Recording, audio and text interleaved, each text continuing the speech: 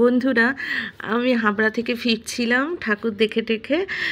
অশোকনগর থেকে তো হাবড়া গেছি, আবার হাবড়া থেকে যখন ফিরছি তখনও দেখো অনেক ঠাকুর। তো যে টোটো করে আসছিলাম, সে বেশ বিভিন্ন জায়গায় একটু আস্তে আস্তেই করেছে, তো কিন্তু ক্যামেরায় ভালোভাবে তুলতে পারিনি। যাই হোক, নেমে নেমে গিয়ে তুললে ভালো হতো। এত আলোর এফেক্ট যে মানে যেভাবে পেরেছি তুলেছি, আর একটু ফাস্ট করে দিয়েছি, বুঝতে পেরেছো তো।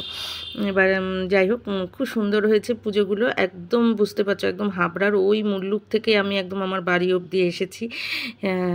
মধ্যেখানে একটা কয়েকজন উঠতে গেছে, এগুলি কিন্তু সব হাবড়ার পুজো। খুব খুব পুজো হয়েছে, মানে প্রচুর ঠাকুর দেখেছি আমি কালকে, প্রচুর ঠাকুর দেখেছি।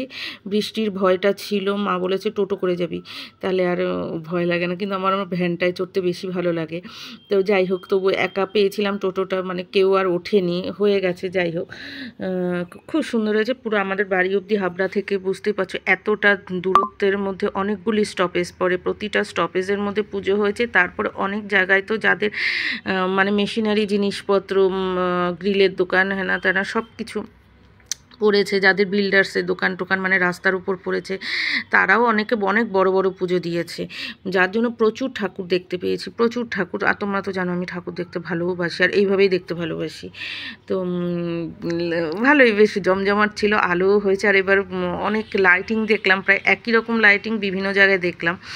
মানে ছোট ছোট দোকানের পুজো, তার মধ্যেও বেশ সুন্দর করে লাইটিং করেছে। আমার তো খুব ভালো লেগেছে। দেখো দেখো, এই যে দেখো সব পুজোগুলো দেখেছো, সে সামনে দিয়ে দিয়ে যাচ্ছে। আমি যতটা পেরেছি তুলেছি। দেখো দেখো কত সুন্দর, এইখানে ওখানে হয়েই গেছে।